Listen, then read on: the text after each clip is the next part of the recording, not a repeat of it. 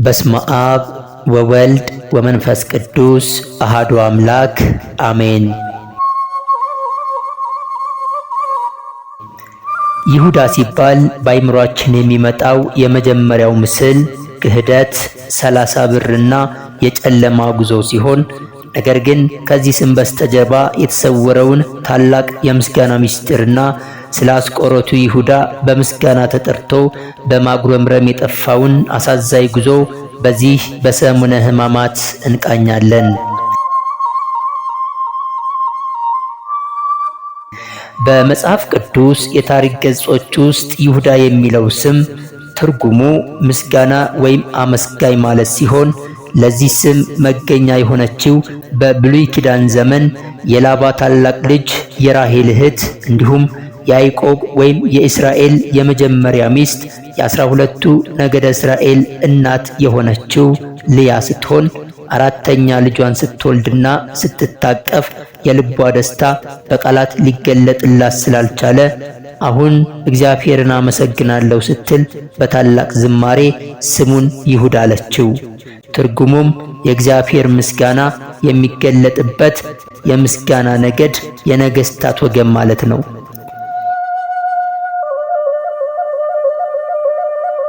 የአስቆሮቱ ይሁዳ ታሪክ ግን የሚጀምረው ከክህደቱ ምሽት አይደለም። አሳዛኙ የአስቆሮቱ ይሁዳ የሕይወት ታሪክ አባቱን ይገላል፣ እናቱን ያገባል፣ መምህሩን ይሸጣል የሚለው ትንቢት ከዚህ ይጀምራል። ነቢዩም ዕንባቆም ለማስተማር ሲሄድ የይሁዳ አባት ከባልንጀሮቹ ጋር በድንጋይ ላይ ተቀምጦ ሳለ ባልንጀሮቹ ነቢዩን አክብረውት ከመቀመጫቸው ተነስተው ሲያሳልፉት እርሱ ግን ተቀምጦ ክብር ሳይሰጥ አሳለፈው። ነቢዩም ዕንባቆምም ሲያስተምር ውሎ ሲመለስ ከዚያው ድንጋይ ላይ ተቀምጦ አገኘው። የይሁዳ አባትም እንዳይነሳ ቆርጦ እንዳይቀመጥም ፈርቶ ተሸፋፍኖ አሳለፈው። ነቢዩም በድንጋይ ላይ ድንጋይ ተቀምጧል፣ ከዚህ ሰው ልጅ የሚወለደው አባቱን የሚሰልፍ እናቱን የሚያገባ ጌታውን የሚሸጥ ይሆናል ብሎ ትንቢት ተናገረበት።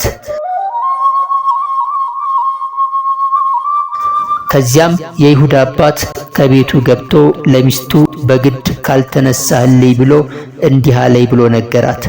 እሷም ደግ ያደረክ መሰለ ሆይ ታላቅ ሰው ሲመጣ ተቀምጦ ማየት ይገባልን ብላ ገሰጸችው።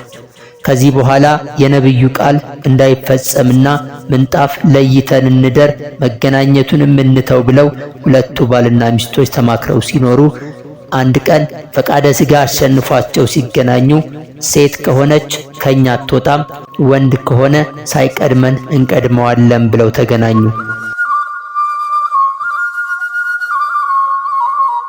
በተወለደ ጊዜም ሳይቀድመን እንቅደመው በተባባሉት መሰረት በሳጥን አድርገው ከባህር ጣሉት።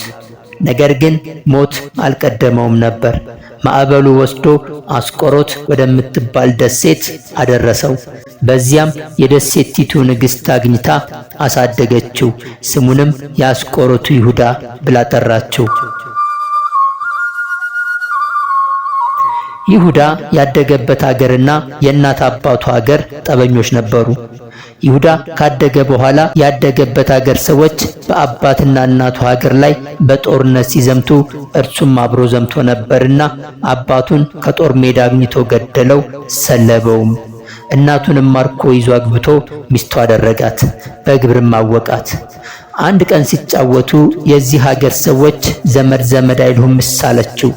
ከባህር ተገኘህ ይሉኛል አላት እሱም። እናቱም አንተ ጉደኛው ነህን? ያ ገርለህ የሰለብከው አባትህ ነው፣ ሚስት አድርገህ የምታኖረኝም እኔም እናትህ ነኝ አለችው። ከዚህ በኋላ ኃጢአታችንን ያስተሰርይልናል ብለው ከጌታችን ከመድኃኒታችን ዘንድ ሄዱ። ጌታችንም ኃጢአታቸውን ይቅር ብሎ እርሱን ከ12ቱ ሐዋርያት እሷን ደግሞ ከ36ቱ ቅዱሳን አንስት ቆጠራቸው። ስለ ይሁዳ የተነገረው ትንቢት በዚህ ብቻ ያበቃም። ነቢዩ ዳዊት በመዝሙሩ መዝሙር 108 ቁጥር 8 ላይ እንዲህ ብሎ ነበር። ዘመኖቹ ጥቂት ይሁኑ፣ ሹመቱንም ሌላ ይውሰድ። ይህ ትንቢት ይሁዳ ከሐዋርያነት ተለይቶ እንደሚጠፋና ቦታው ለማቲያስ እንደሚሰጥ አስቀድሞ የተነገረ ትንቢት ነበር።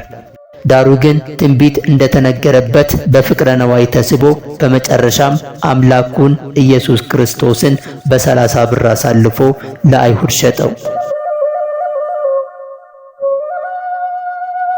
በቅዱስ ወንጌል ላይ እንደተገለጸው ሐዋርያት ለድሆች የሚሰጡትና ለጉዞ የሚያስፈልጋቸውን የሚይዙበት የገንዘብ ከረጢት ነበራቸው። ይህን ከረጢት እንዲይዝ የተመረጠው ይሁዳ ነበር። ለምን ቢሉ ኦርቶዶክሳዊት ቤተክርስቲያናችን በሊቃውንት ትርጓሜ ላይ እንዲህ ስትል ትመልሳለች። ይሁዳ በባህሪው ንፉግና ለገንዘብ ቅርብ ስለነበር ጌታችን ገንዘቡን በእርሱ እጅ አደረገለት። ይህም የሆነው ይሁዳ በገንዘብ ምክንያት እንዳይሰናከል ካለው ንፍገትም የተነሳ ለሌሎች ሐዋርያት እንዳይቸገርና የልቡ ምኞት በገንዘቡ እንዲረካ ለማድረግ ነበር። ነገር ግን ይሁዳ የሐዋርያትን ገንዘብ ያዥ ሆኖ ሳለ ለራሱ ገንዘብ ይሰርቅ ነበር። ቅዱስ ዮሐንስ በወንጌሉ ላይ ይሁዳ ሌባ ስለነበርና ከረጢቱን ይዞ በውስጡ ከሚገባው ይሰርቅ ስለነበር ይላል። ይሁዳ በስሙ ምስጋና ሆኖ ሳለ በተግባሩ ግን ሌባ ሆነ። በጌታ ፊት ቆሞ ተአምራትን ያደርጋል፣ ሙታንን ያስነሳል፣ ደዌን ይፈውሳል። ነገር ግን በልቡ ውስጥ የሰረቀው ሳንቲም አለ። ይሁዳ የውስጥ ክፋቱ በግልጽ የወጣው ማርያም መግደላዊት የጌታን እግር በውድ ሽቶ ባጠበችበት ጊዜ ነበር። ይሁዳ ይህን ሽቶ በ300 ዲናር ተሽጦ ለድሆች ለምን አልተሰጠም ብሎ ተቆጣ። ይህ ቃል በመጀመሪያ ሲሰማ ለድሆች የሚያስብ ቅዱስ ሰው ያስመስለዋል። ነገር ግን ቤተክርስቲያን እንደምታስተምረን ይሁዳ ለድሆች አዝኖ ሳይሆን ሽቶው ተሽጦ ገንዘቡ ወደ ከረጢቱ ቢገባ ኖሮ ለመስረቅ እንዲመቸው ነበር። ቅዱስ ዮሐንስ አፈወርቅ ስለዚህ ጉዳይ ሲናገር እንዲህ ይላል። ይሁዳ ሆይ ጌታን ስትከተል ቆይተህ ጌታን ልትሸጠው እንዴት አሰብክ? ከረጢቱን የሰጠህ እኮ እንዳትሰርቅ ብሎ ነበር ይላል። ይሁዳ ግን የጌታን ትዕግስት እንደ ሞኝነት ቆጠረው። ጌታችን ይሁዳ ሲሰርቅ ያውቅ ስለነበር ነገር ግን ንስሐ እንዲገባም ዝም አለው። ይሁዳ በመስረቅ ብቻ አልረካም። በከረጢት ውስጥ ያለው ገንዘብ ትንሽ ሆኖ ታየው። ትልቅ ገንዘብ የት ይገኛል ብሎ ማሰብ ጀመረ። ያን ጊዜ ነበር ሰይጣን ለይሁዳ ትልቅ በር የከፈተለት። ጌታን ብትሸጠው ብዙ ታተርፋለህ የሚል የክፋት ድምፅ በጆሮው አቃጨለ። የ3 ዓመቱ የሐዋርያት ጉዞ ያደረጋቸው ተአምራት፣ የሰማቸው ትምህርቶች ሁሉ በገንዘብ ፍቅር ተሸነፉ። ጊዜው ረቡዕ ነበር። በቤተ ክርስቲያን ታሪክ የምክር ረቡዕ ተብሎ የሚታወቀው ዕለት አይሁድ ጌታን እንዴት እንደሚይዙት የሚመክሩበት፣ ይሁዳም ጌታውን ለመሸጥ ከጠላቶቹ ጋር የተባባለበት ጥቁር ቀን።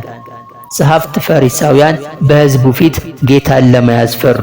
ምክንያቱም ሕዝቡ እንደ ነቢይ ያከብሩት ነበርና። በዚህ መሃል ግን ያልጠበቁት የእንግዳ ድምፅ በደጃፋቸው ተሰማ። ከ12ቱ አንዱ የሆነው ይሁዳ ቅዱስ ማቴዎስ በወንጌሉ ከ12ቱ አንዱ አስቆሮቱ ይሁዳ የሚባለው ወደ ካህናት አለቆች ሄደ ይላል። ሄደ የሚለው ቃል በትርጓሜ መጻሕፍት ዘንድ ትልቅ ትርጉም አለው። ማንም አልጠራውም፣ ማንም አላስገደደውም። በገዛ እግሩ ከብርሃን ማህበር ወጥቶ ወደ ጨለማው ምክር ቤት ሄደ። ይሁዳ ወደ ካህናቱ ቀርቦ የተናገረው ቃል በሰማይና በምድር ያሉ ፍጥረታትን ያስደነገጠ ነበር። ምን ትሰጡኛላችሁ? እኔ አሳልፌ እሰጣችኋለሁ አላቸው። ኦርቶዶክሳዊው ሊቅ ቅዱስ ዮሐንስ አፈወርቅ ስለዚህ ቃል ሲተነትን እንዲህ ይላል። ይሁዳ ሆይ ሰማይንና ምድርን በእጁ የያዘውን ጌታ ለመሸጥ ዋጋ ትጠይቃለህን? ፀሐይ የፈጠረውን ጌታ ለመሸጥ ምን ያህል ብር ይበቃሃል? ይሁዳ ግን የጌታን አምላክነት ሳይሆን በከረጢቱ ውስጥ የሚገባውን ሳንቲም ብቻ ያስብ ነበር። ካህናቱ በይሁዳ መምጣት ተደሰቱ። ምክንያቱም ጌታን በሚስጥር ሕዝብ በሌለበት ቦታ አሳልፎ የሚሰጣቸው ሰው ይፈልጉ ነበርና። ይሁዳ ደግሞ የጌታ የሚስጥር ጸሎት ቦታና የትና መቼ እንደሚሄድ ጠንቅቆ ያውቃል። የቤተ ክርስቲያናችን አባቶች እንደሚሉት ይሁዳ ቁልፍ ሆነላቸው። ይሁዳም ምን ትሰጡኛላችሁ አላቸው። እነርሱም 30 ብር መዘኑለት። ይሁዳ ጌታን የገመተው በወርቅ ወይም በከበረ ድንጋይ ሳይሆን በአይሁድ ሕግ የአንድ ባሪያ ደም ቢፈስ በሚከፈለው ዝቅተኛ ዋጋ ነው። ይህም ይሁዳ ለጌታ የነበረው ክብር ማጣቱንና በውስጡ የነበረውን ፍቅረ ነዋይ ዓይኑን እንዳሳወረው ያሳያል።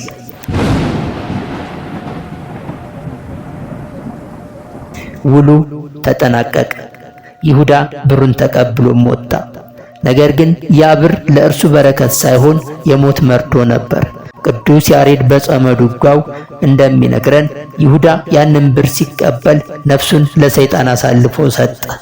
ከዚህ ሰዓት ጀምሮ ይሁዳ ሐዋርያነቱ በስም ብቻ ቀረ፣ በተግባር ግን አሳላፊ ተባለ። ብሩን ተቀብሎ ወደ ሐዋርያቱ ማህበር ተመለሰ። ምንም እንዳልተፈጠረ መስሎ በመካከላቸው ተቀመጠ።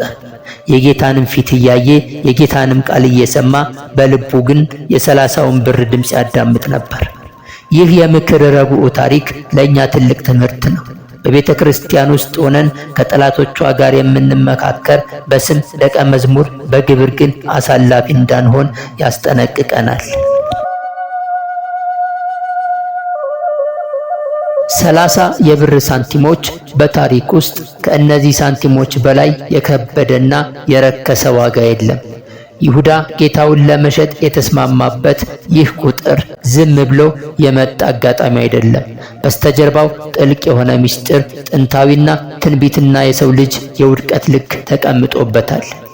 በመጀመሪያ ለምን 30 ሆነ ብለን ስንጠይቅ በኦሪት ሕግ ኦሪት ዘሌዋውያን ምዕራፍ 21 ቁጥር 33 ላይ የአንድ ሰው በሬ የሌላውን ሰው ወንድ ባሪያ ወይም ሴት ባሪያ ቢወጋው የበሬው ባለቤት ለባሪያው ጌታ 30 ሰቅል ብር እንዲከፍል ታዟል።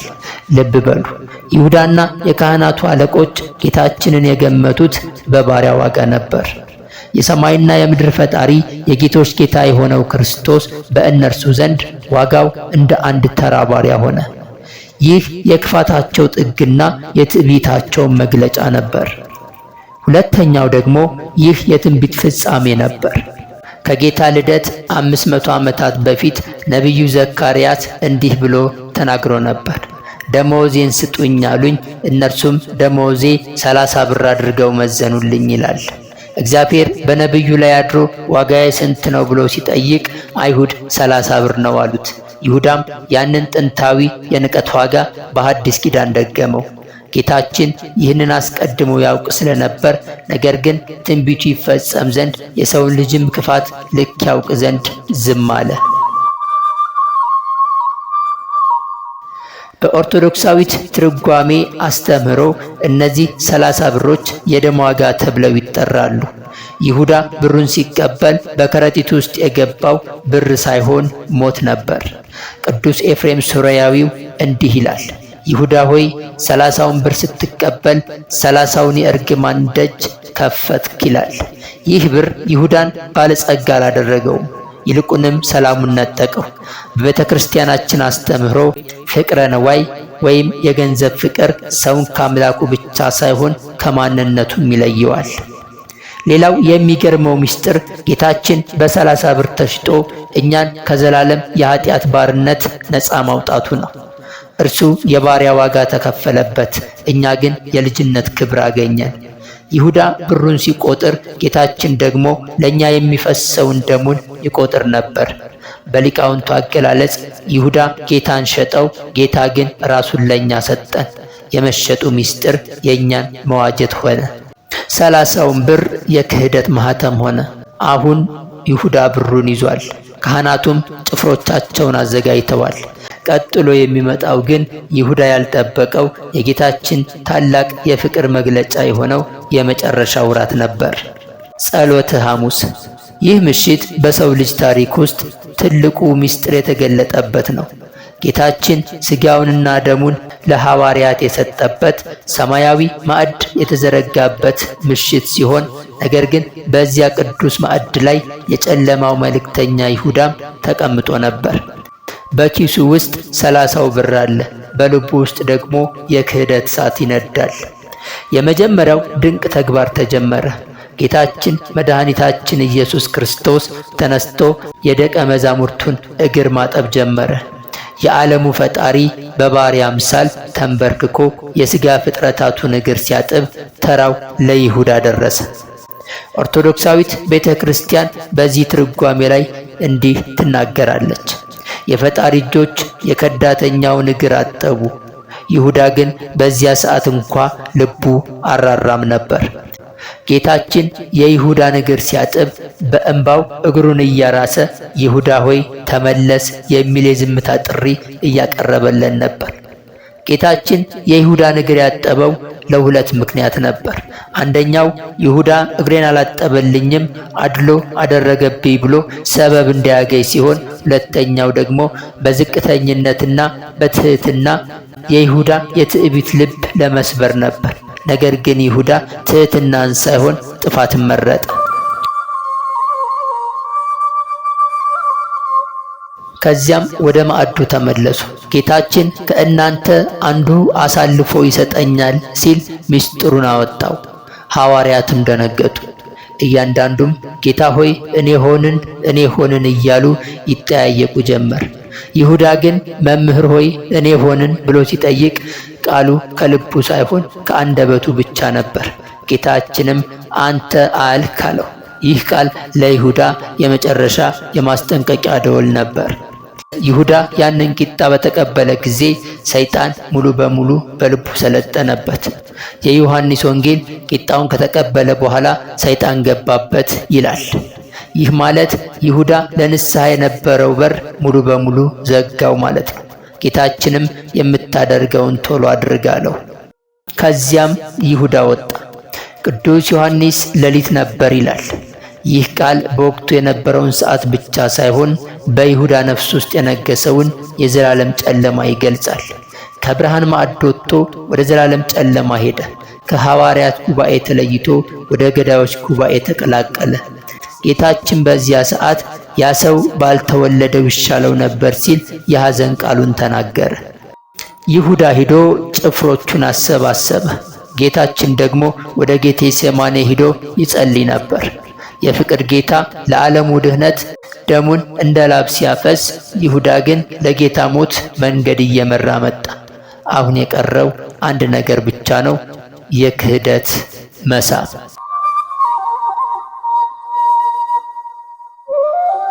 ሐዋርያው ተብሎ የተጠራው ይሁዳ የካህናት አለቆችንና ጭፍሮቹን እየመራ መጣ።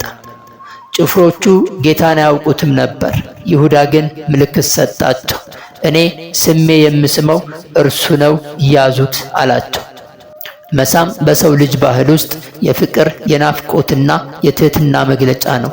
ቅዱሳን አባቶቻችን በመጽሐፈ ቅዳሴ በመንፈሳዊ መሳም እርስ በርሳችሁ ሰላምታ ተሰጣጡ የሚሉት ለዚህ ነው። ይሁዳ ግን ይህንን ቅዱስ ተግባር ለሞት መሳሪያነት ተጠቀመበት። የክርስቶስ መለኮታዊ ፊት በከንፈሩ ሲነካ፣ ነገር ግን በልቡ ውስጥ ገዳይ ሰይፍ ነበረው። ጌታችን ይሁዳን ሲስመው ፊቱን አላዞረም። ለምን ቢሉ ቅዱስ ዮሐንስ አፈወርቅ እንደሚለው ጌታችን ፊቱን ያልከለከለው ይሁዳ በመሳሙ ምክንያት እንዳይቀስፈውና ምናልባት በዛይ ሰዓት ልቡ ተሰብሮ ንስሐ ቢገባ ብሎ ነበር። ጌታችን ይሁዳ ሆይ በመሳም የሰውን ልጅ አሳልፈ ትሰጣለህን? አለው። ይህ ጥያቄ የፍርድ ሳይሆን የርኅራኄ ጥያቄ ነበር። ይሁዳ ሆይ ከንፈርህን እኮ የኔን ሥጋና ደም የቀመሰ ከንፈር ነው። ይህ ከንፈር ዛሬ እንዴት ለክህደት ምልክት ይሆናል? የሚል የህሊና ወቀሳ ነበር። ይሁዳ ግን በመሳም ጌታን አሳልፎ ሰጠ። ብርሃኑን በጨለማ እውነትን በሐሰት ጌታን በሳንቲም ለወጠ። ያቺ መሳም በታሪክ ውስጥ የይሁዳ መሳም ተብላ የተመዘገበች መርገምት ሆነች። መሳሙ አበቃ፣ ጌታችንም ተያዘ። ይሁዳ ግን ከዚህ ሰዓት ጀምሮ ሰላም የሚባል ነገር ከነፍሱ ተለየች። የሰራው ግፍ እንደ እሳት ይለበልበው ጀመር። ጌታችን ኢየሱስ ክርስቶስ በአይሁድ ሸንጎ ፊት ቆመ። ሲገረፍ ሲተፋበትና የሞት ፍርድ ሲፈረድበት ይሁዳ ባይኑ አየ። ያን ጊዜ ነበር ያ ተኩላ የሆነው ሰይጣን ከልቡ ወጥቶ የቀረበት። ይሁዳ ተጸጸተ። ነገር ግን ይህ ጸጸት ወደ ሕይወት የሚመራ ንስሐ ሳይሆን ወደ ሞት የሚወስድ የተስፋ መቁረጥ ሐዘን ነበር። ኦርቶዶክሳዊት ቤተ ክርስቲያናችን በሊቃውንት ትርጓሜ ላይ ይሁዳ ኃጢአቱን አወቀ፣ በደሉንም አመነ፣ ነገር ግን ይቅር ባይ የሆነው አምላኩን ረሳ። የኃጢአቱ ክብደት ከእግዚአብሔር ምሕረት በላይ እንደሆነ አድርጎ አሰበ። በዚያች ምሽት ጴጥሮስ ክዶ ነበር። ነገር ግን ጴጥሮስ መራራ ለቅሶን አልቅሶ ወደ ጌታው ምሕረት ተመለሰ። ይሁዳ ግን እኔስ ከእንግዲህ እንዴት ይቅርታ አገኛለሁ ብሎ ተስፋ ቆረጠ። ቅዱስ ዮሐንስ አፈወርቅ እንደሚለው ይሁዳ የገደለው የሰራው ኃጢአት ብቻ ሳይሆን ጌታ ይቅር ይለኛል ብሎ አለማመኑ ነበር ይላል። ይሁዳ ኃጢአቱን በራሱ ትከሻ ላይ ብቻውን ተሸከመው፣ ለጌታም አላቀረበውም ነበር። ይሁዳ ያንን የ30ውን ብር ከረጢት ሲነካው እንደ እሳት ይለበልበው ጀመር። ያ በስስት የሰበሰበው ገንዘብ አሁን የሞት መርዶ ሆነበት። በሊቃውንት አገላለጽ ይሁዳ በዚያ ሰዓት ያየው ነገር ቢኖር የገሃነም ደጅን ብቻ ነው። ጌታችን ተመለስ እያለው እርሱ ግን አልችልም አለ። ይህ ተስፋ መቁረጥ ሰይጣን ሰውን ኃጢአት ሲያሰራው እግዚአብሔር መሐሪ ነው ይለዋል። ኃጢአት ካሰራው በኋላ ግን እግዚአብሔር አይምርህም ብሎ ተስፋ ያስቆርጠዋል። ይሁዳ በዚህ ወጥመድ ውስጥ ወደቀ። ይሁዳ በሕሊናው ጩኸትን ሊቆም አልቻለ። ያ በስስት ተቀብሎ በልብሱ ውስጥ ደብቆት የነበረው 30 ብር አሁን እንደ ጋለ ብረት እጁን ያቃጥለው ጀመር። ወደ ጌታ መሄድ ሲገባው የረዳሁትና ደስ ያሰኘሁት እነርሱን ነውና ያጽናኑኛል ብሎ ወደ ካህናቱ አለቆች ሮጠ። ነገር ግን የክፉዎች ባህሪ እንዲህ ነው። ለክፋት ይጠቀሙብሃል። ስራቸውን ከጨረሱ በኋላ ግን እንደረከሰ ጨርቅ ይጥሉሃል። ይሁዳ በታላቅ ድምፅ ንጹሕ ደም አሳልፌ በመስጠቴ በድያለሁ ብሎ ጮኸ። ይህ ቃል ለካህናቱ ትልቅ ምስክርነት ነበር። ጌታ ንጹሕ መሆኑን ከሃዲው ይሁዳ ራሱ መሰከረ። ካህናቱ ግን እኛ ምን አገባን፣ አንተው ተጠንቀቅ አሉት። ይህ ቃል በታሪክ ውስጥ እጅግ ጨካኝ ከሆኑ ቃላቶች አንዱ ነው። ለኃጢአተኛ እኛ ተባባሪዎች እንጂ ተሸካሚዎች አይደለንም አሉት። በኦርቶዶክሳዊት ትርጓሜ ይሁዳ ብሩን መመለሱ ለሕሊናው እረፍት አልሰጠውም። ምክንያቱም ብሩን የመለሰው ለፍቅር ሳይሆን ለጭንቀቱ ነበር።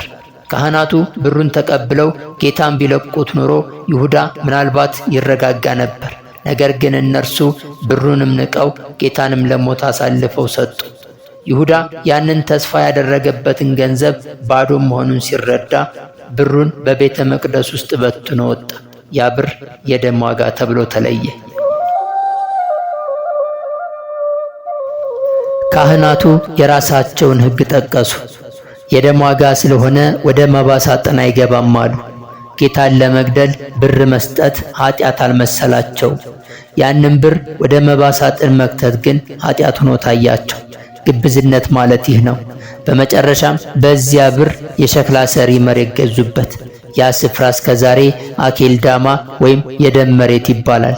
የይሁዳ ክህደት ለዘላለም የሚታወስበት መቃብር ሆነ። ይሁዳ አሁን ሁሉንም አጣ። ጌታውን አጣ፣ ሐዋርያነቱን አጣ፣ ያገኘውንም ብር አጣ፣ ብቻውንም ቀረ። ሰይጣን ደግሞ ብሩ የለም፣ ጌታህም ሊሞት ነው፣ አንተም በደለኛ ነህ እያለ ወደ ገደል ይገፋፋው ጀመር። ይህ የክፉዎች ምክር የመጨረሻ ውጤት ነው። አሁን በእጁ ላይ የቀረው ምንም የለም፣ በልቡ ግን እጅግ የከበደ የደም ዕዳ አለበት። ሰይጣን መጀመሪያ በገንዘብ ፍቅር አታለለው።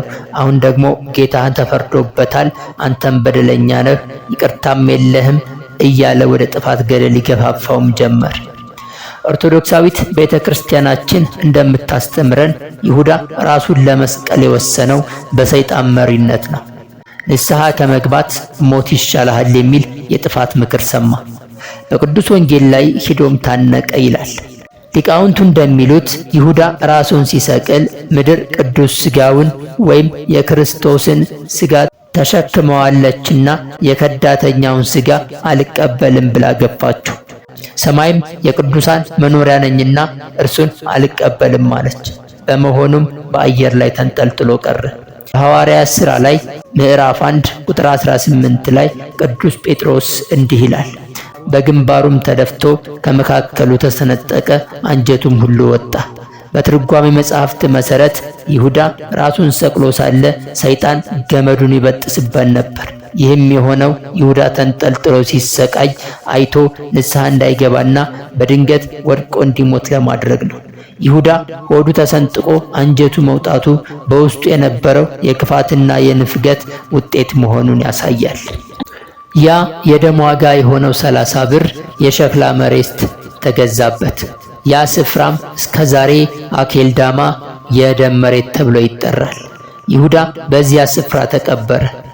የሐዋርያነት ዙፋኑ ባዶ ሆነ። ነቢዩ ዳዊት መኖሪያው ባዶ ትሁን የሚኖርባትም አይኖር ብሎ የተነበየው በእርሱ ላይ ደረሰ። ይሁዳ ጌታን በመሳም አሳልፎ ሰጠ። መጨረሻው ግን በእርግማንና በውርደት ሆነ። ይሁዳ ከ12ቱ ቁጥር ጎደለ፣ ቦታውም ለማቲያስ ተሰጠ። ይህ ታሪክ የሚያስተምረን ትልቁ ቁም ነገር እግዚአብሔር ለሁላችንም የጸጋ ቦታ ይሰጠናል። ነገር ግን ያንን ቦታ በቅድስና ካልጠበቅነው፣ ይሁዳ እንዳደረገው በገንዘብና በክፋት ከለወጥነው ቦታችን ለሌላ ይሰጣል። ይሁዳ መጀመሪያ ተጠርቶ ነበር፣ ሙታንን አስነስቶ ነበር፣ ድውያንን ፈውሶ ነበር። መጨረሻው ግን የጥፋት ልጅ መሆን ሆነ። የአስቆሮቱ ይሁዳ ታሪክ የክህደት ብቻ ሳይሆን የተስፋ መቁረጥ አደጋን የሚያሳይ መስታወት ነው። ጴጥሮስ ክህዶ በንስሐ ተመለሰ። ይሁዳ ግን ክዶ በተስፋ መቁረጥ ጠፋ። እግዚአብሔር ከይሁዳ ግብር ይሰውረን። የጴጥሮስ ንስሐ፣ የዮሐንስ ፍቅር፣ የማቲያስን ዕድል ያድለን። ወስብሐት ለእግዚአብሔር ወለወላዲቱ ድንግል ወለመስቀሉ ክቡር። ይቆየን።